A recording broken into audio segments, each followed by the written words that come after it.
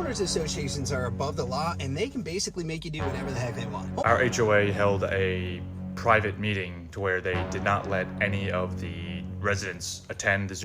Now the HOA president is in turn ordering keys to mine and my boyfriend's condo. I'm pretty sure that's not legal, and that's not going to hold up in court. So you will not go in my house. Did you change these locks?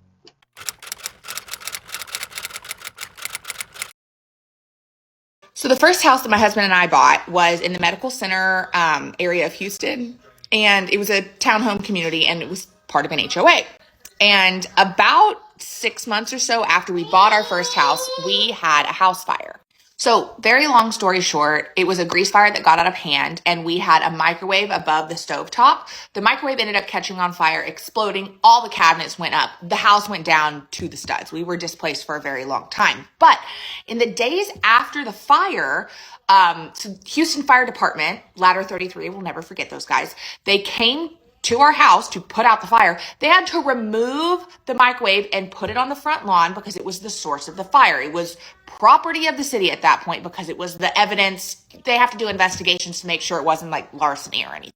But so our exploded microwave in our 25 townhome community, like there were 25 homes in this community, was sitting out on our like front lawn. It was just like a patch of grass for 3 or 4 days until the city of Houston came and collected it and moved it to an evidence locker, I guess. I don't know. They probably just took it to the dump. Well, whatever.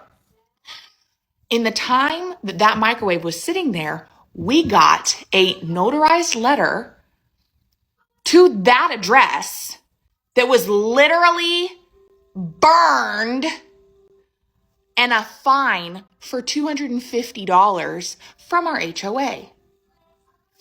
We did not pay it, but that's probably not the most absurd thing.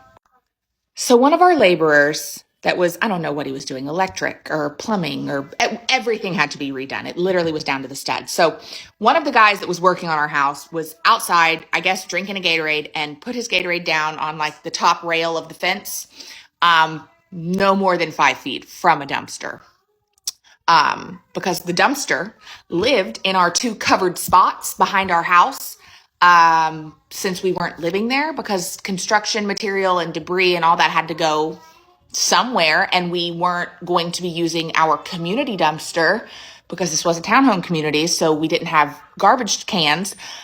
So we rented a private dumpster. We got a $250 fine and a certified letter in the mail because for one day, it was one overnight, one guy left one Gatorade bottle on the fence. It would have been easier for whoever it was taking that picture to just throw the Gatorade bottle away into the dumpster, but no, they had to spend the $390 a month per household dues on sending certified letters like that shit. Yeah, it was bad. Our HOA president texted and called asking for access to our unit, and when we both told him that we are at work until 3, he basically was like, well, can I come pick your keys up?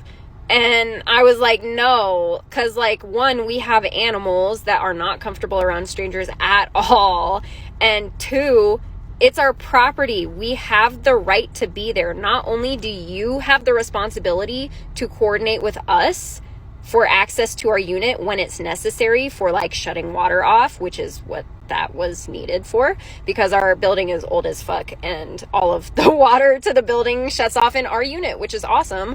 And that's not an issue. Like, we have no issue working with that. It's just, he gave us no notice. He calls us like after we've already been at work, basically demanding that we come turn the water off. And it's like, no. You know what I would love to see in a documentary form or like 3-5-part series is the secrets and the horror stories behind the HOA community. Yes, I would love to see that, because sometimes every once in a while a video will pop up on my feed explaining what an HOA is doing to them and their family, and it's just the most mind-blowing thing. Like, I just seen a video, the lady is explaining when they first moved into their house, that the community a couple months prior had settled on a debt that like the community had to pay as a like together, which was like $23,000. So she was basically like, okay, this was settled before we got here, so I don't think we have to pay. Like, this was a fight y'all settled before we got here. She said she was fighting it for 2 years, and long story short, she ended up having to pay her portion. And then it was a story that I seen on the news, right? It was she got a notice from the HOA saying, like, the paint is chipping on the side of your house, you need to paint it, right? A week later, she get her son to paint it. They keep giving her notices, and after the notices, you keep getting like a bill or something like that, to the point that they put a lien on this lady house. A lien on this lady house. The fact that they could charge you or give you notices about your grass being cut a certain way, or your grass being too long, or your trash cans being out too early before trash pickup, or too late after trash pickup, the way you park your car, like the way that they pull money out of you guys that live in their community is just mind-blowing. And I'm just a girl from Philly, so HOAs is not like something that I'm familiar with. But being exposed to some of the stuff that y'all talk about on this app is mind-blowing. I would love to see it in documentary form, like 3 to 5 series. So like 3 to 5 episodes, right? In each episode, like 3 families come up and talk about their experience, what they have paid, what have been done to them, and everything. I know there is a girl on here that dug into the finances of the HOA and it didn't add up. And it was like I think she was like on like part 4 or 5. And I know I had saved it, but I could not find it no more. So I would love to see how that turned out. But I would love to see a documentary series about the secrets and the horrors of the HOA community. That's all I'm saying. I reported a car parked illegally in a handicap spot, and now the HOA president is in turn ordering keys to mine and my boyfriend's condo. He was then trying to convince me that the bylaws actually state that they are entitled to a set of our keys, and it's not. There's nowhere in the bylaws does it say that. And I told him that. I said, we have granted you right of entry every single time that there has needed to be a repair or an installation or anything to do with the limited common elements. We've worked with you. But no, for whatever reason, me reporting a car pissed him off, and he's ordering keys now. And it's like he doesn't even have a leg to stand on. I basically stopped responding because my boyfriend asked me to. He said there's no point in continuing this on. It's a power play that he is struggling with.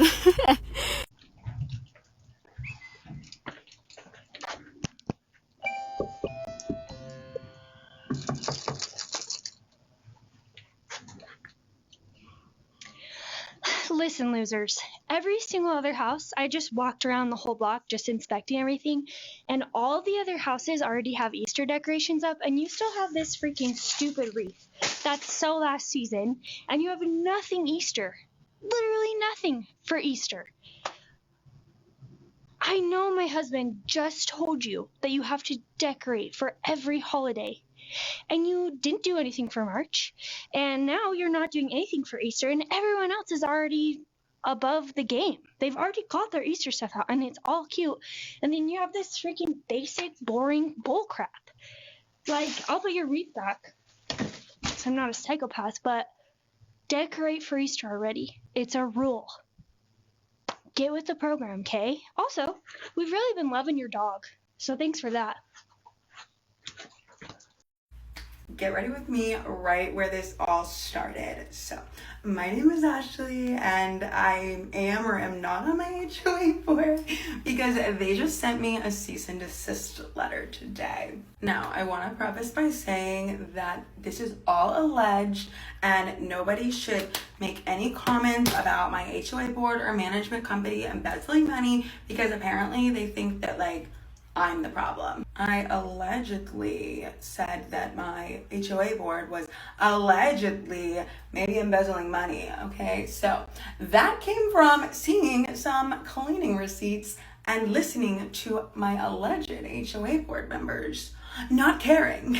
So what did I do? I went to TikTok as the Gen Z person I am. This letter, my HOA board said that basically I need to not defy board orders, and I think they're referring to the fact that they allegedly told me that I need to move forward and stop investigating this alleged embezzlement. And so did I do that? No, because you can't tell me what to investigate and what not to investigate. But all my investigation was for you guys, and I hope you appreciate that. Anyway, I don't think that there's going to actually be a legal proceeding, because they did mention in the cease and desist letter that I made baseless claims saying that they allegedly embezzled. Allegedly not baseless, but I'm going to really enjoy discovery when I base every single reason for the discovery things that I'm requesting to be for disproving that. So anyway, that should be really fun. Are watching this video, so please give them a shout out, say hi, you know, be kind, because I don't want to like encourage anybody to be mean to anybody, like, you know, certain members on my alleged board may or may not do. It's really funny that when other people find out about the way they act, allegedly act, they end up sending me a cease and desist letter. Anyway, I'm really not too worried about it. It's a tactic that a lot of bigger and powerful people use to shut people up. Me, of all people, is not about to bow down because somebody said so. No, I don't want to give away too much information because, you know, legal strategy here.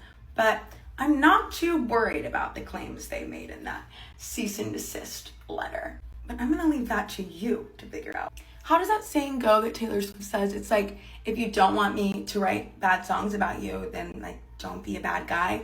Yeah, if you don't want me to allegedly make TikToks that are allegedly about you, don't do allegedly bad things. Keep referring to like my duty to the association. Exactly. My duty is to the people in my building, okay? It's not to you board members. It's not. Oh, wait, no, it's so great. They were so offended in that cease and desist letter when they told me that I joined the board as a joke. Like, no shit, Sherlock.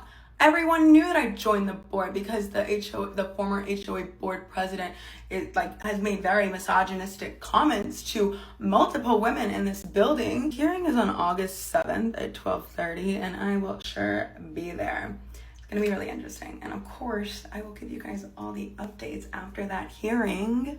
So part 2 of my HOA essentially getting all of our houses foreclosed on, there was meeting minutes back in January where there was mention of this construction company alleging that the board still owed them money and they wanted it now. The board is claiming that they have until November to pay the money back, but the construction company said, no, you guys have till April.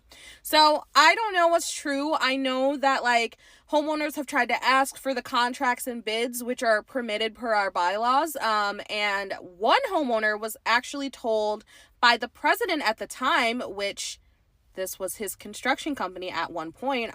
Allegedly, that's not the case anymore. But he told that homeowner that she would have to sign an NDA in order to receive the contract. So we don't know what's in the contract. So I don't know if it's April or not, but essentially this construction company is telling our HOA like, hey, we want our money. And the HOA is essentially saying that they can't give this construction company the money because we haven't paid them. Again, I don't believe that. I really honestly truly think that I am like one of a few people who did not pay, although the HOA and like emails and things are saying it is a large number. And I just think that $300,000 is that they advanced and borrowed from the construction company is a little too similar to the $272,000 that the construction company says they still don't have. So here's what we're gonna do. Hold on, I'm gonna do a part 3. Now let me give you guys some more tea about my HOA. So the construction company that my HOA chose for this multi-million-dollar project was a company that belonged to the president of the HOA. Now, they said that they spoke with their lawyer and that it was completely fine if he put a bid in, and it was not a conflict of interest so long as they did not know who they were voting for. So in a sense, everybody that put a bid in, every contractor, every company, whatever, everyone who put a bid in, it had to be anonymous. Then they went on to say that 2 people on the board had to know which company was which for whatever reason. However, those 2 people that knew which company was the president of the HOA still got to vote, which makes it a what? Conflict of interest. One of the board members voted for the president's company and then one of them voted for someone else. But I think it boiled down to like if you would have took their votes out, it wouldn't have been his company or something like that. And so that's really frustrating. But then, so we're calling out the conflict of interest and we're asking them, okay, well, can we see his bid? What was so good about his bid? Even if it was anonymous, tell us what was so good about it. Now, I had already reached out to another construction company that put a bid in, and they were kind of upset that we didn't go with them because they were like, we gave them a hell of a deal. And so I had their bid, but I didn't have the one for the company that we chose that belonged to the president at the time. And so other neighbors were asking for it, and the president of the HOA was saying, well, I'll give it to you, but you have to sign an NDA. You out your damn mind. So eventually we get our hands on it, and we're looking through it, and I'm looking, and I see something in the right corner, and it's dated. His contract and his plans and everything, they're dated. And you guys want to know what fucking they're dated for? They're dated for 2022. That is 2 years before I purchased my fucking home. Keep in mind, these are people who are saying that this project was not planned. This was not something that was underway. It was approved shortly after I bought my home, but they had no idea that this project was a thing beforehand. Yet you have documentation showing that the president of the HOA was putting a plan and contract together 2 years before any other contractor got to put a bid in, and before this project was even approved, 3 years before the project was actually completed, and you want me to believe that this wasn't planned. Additionally, he shouldn't have been able to put a bid in because when you read the meeting minutes, it said that him and the guy who sold me the house, he was on the board as well. Those two were responsible for reaching out to contractors and getting estimates for how much this would cost. He already is going to know what to put in because he knows what other businesses are quoting. So it was always a conflict of interest, but it's just the fact that you guys lied, and there's documentation dated 3 years before the project was completed showing that he had this planned, and you want me to believe that this isn't some conflict of interest? But that's not even the real gag. The real gag is shortly before this project started, we were so mad that we were calling the location of this business and we were looking for the president. We were trying to get answers, and a woman finally told us, she said, oh, we are cutting ties. We are in the process of separating him from this company. He will no longer be the owner. And never got the tea why, but could probably guess. Can we just agree at this point that all HOAs should be illegal? These are some of the craziest HOA stories that I've seen over the past couple of years. In Port Orange, Florida, this disabled veteran was sued by his HOA over flying the American flag outside of his house. And the crazy thing is that the homeowner already had a permit to have the flagpole. He had over $1,000 in fines, and they threatened him to place a lien on the house. The saddest thing is that the homeowner was hospitalized and ended up passing away during the lawsuit. This lady in Texas was fined $1,300 by her HOA because she had a memorial of her 2-year-old son. The HOA told her that the memorial was against the rules, which prohibited porch extensions. In Arizona, this HOA ordered a woman to remove a Memorial Day display, which was in honor of her brother who had died during combat. She placed flags and banners on her front lawn and a poster of her brother on her garage door during Memorial Day. And she was told that the tribute was a nuisance to the other homeowners. That's insane. And in Kennesaw, Georgia, nearby where I live,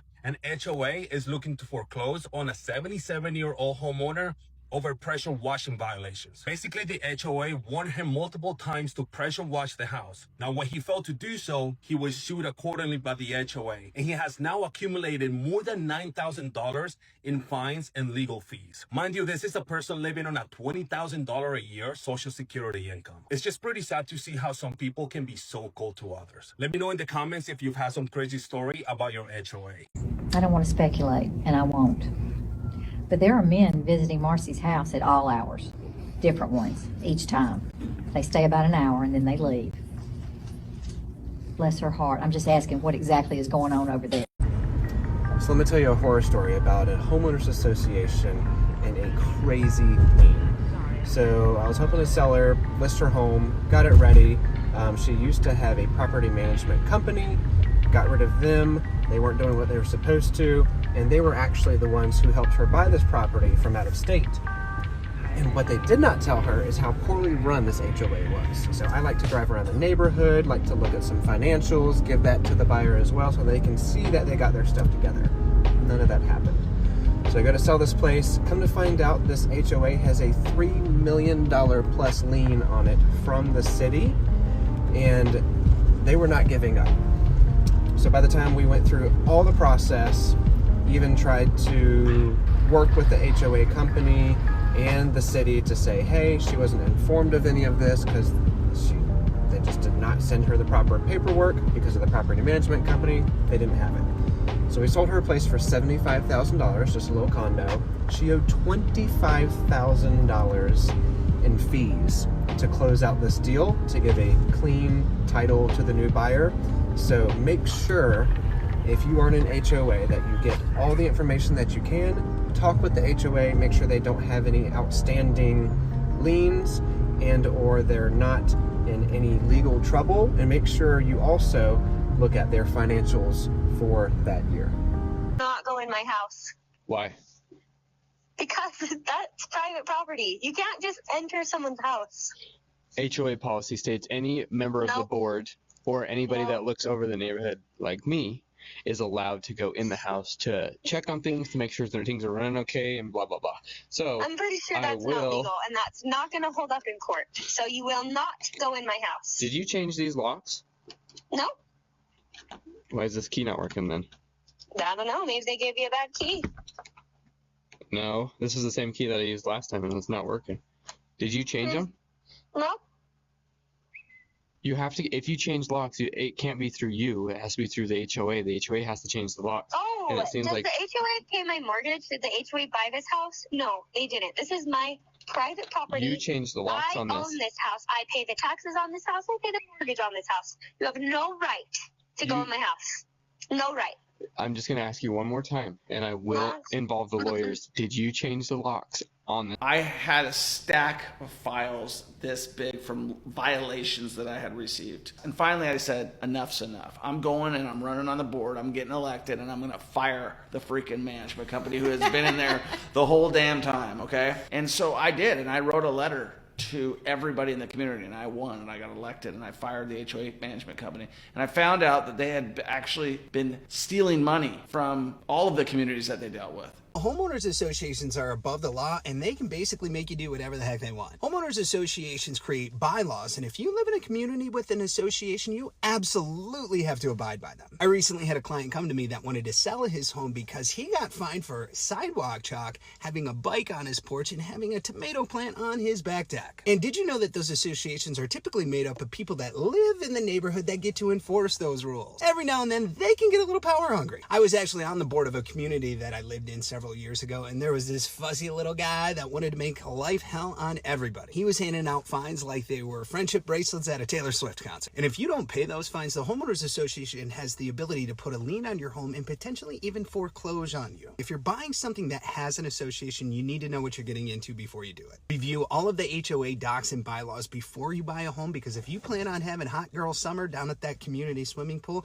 and there's a Karen on the board that wants to enforce shoulder pads and one-piece suits, it might put a damper on it. What is the dumbest HOA rule you have ever heard of? Let me know in the comments, because I think I have found the worst one.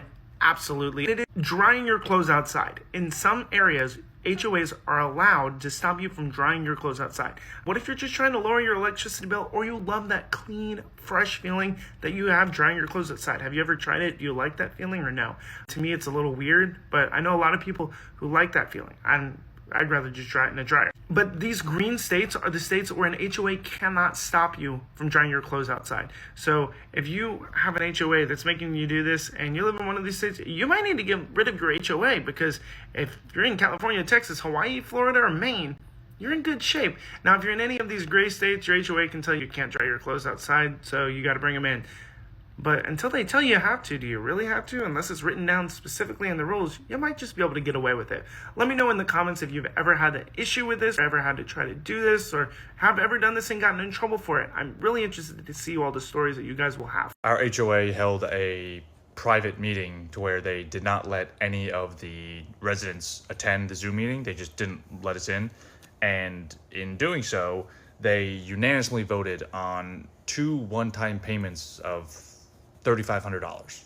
So $7,000 of one-time payments were unanimously voted on by the board. No residents, like I said, because they couldn't get in. We couldn't get into the meeting, and to fixes that they were negligent in the first place to not. If you ever buy a home, do not try to avoid HOAs. They're just usually majorly just bad. They're just, I want to ruin them. People talk about HOAs like they're just annoying. Too many emails, too many rules, petty fines. But that's not what they were built for. And once you know that, a lot of things start making sense. HOAs didn't start as neutral community organization. They show up in the early 1900s, right alongside segregation, redlining, and exclusionary housing policies. They were a workaround. When the law started making it harder to openly say that certain people don't belong here, HOAs stepped in to enforce it quietly. Not with signs, but with rules. Property standards, aesthetic codes, neighborhood character, maintaining value. All vague, all subjective. All enforced by people with opinions. And here's the part that people miss. Those rules, they're not applied evenly. They never were. Same street, same setup, different scrutiny. That's why you'll see some homes constantly flagged while others are given endless grace. Not because of the rules themselves, but because of who the rules are watching. This wasn't accidental. HOAs were designed to provide sameness. Sameness in look, sameness in behavior, sameness in who feels comfortable. And anyone who disrupts that, even unintentionally, gets noticed. So when someone says it's just about order, or it's just about keeping things nice, history says otherwise. Because when you trace it back, HOAs weren't about community. They were about boundaries. Who belongs, who gets corrected. That's why for some people, HOAs just feel like background noise. And for others, they feel like constant surveillance. Same rules, very different experience.